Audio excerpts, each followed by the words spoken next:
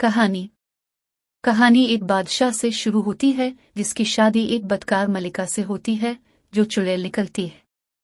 वो बादशाह के 12 बेटों पर जादू करती है, उन्हें हंसों में बदल देती है और उन्हें दूर दराज मुल्क में भगा देती है। जादू को तोड़ने का वाहिद तरीका उनकी बहन शहजादी एलिसा या कभी कभी एलिजा का नाम है के लिए है कि वो शख्स को जाल से बांधे और काम मुकम्मल होने तक एक लफ्ज न बोले। अगर वो अमल के दौरान एक लफ्ज भी बोले आहन से तो उसके भाई फौरन मर जाएंगे।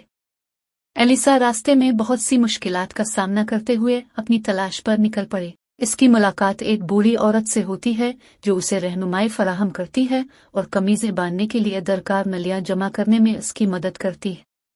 एलिसा अपने काम को तन्हाई में शुरू करने के लिए एक दूर दराज जंगल में चली जाती है, जालियों से दर्द को बर्दाश्त करती है और बोलने की ख्वाहिश की मुज़ाहमत करती है।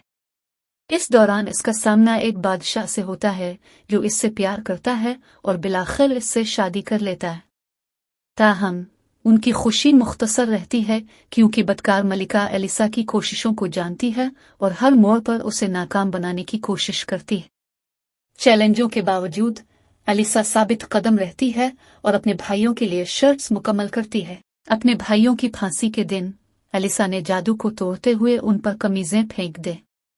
ताहम एक भाई बाजू के बजाय हंस के बाजू के साथ रहता है क्योंकि एलिसा अपनी कमीज खत्म करने से कासिर थी और इससे बात नहीं कर सकती थी। बादशाह इसकी कुर्बानी और उसकी आजमाइश की हकीकत को समझते हुए इसके साथ खड़ा है और उसके भाइयों की बहाली में इसकी हिमायत करता है।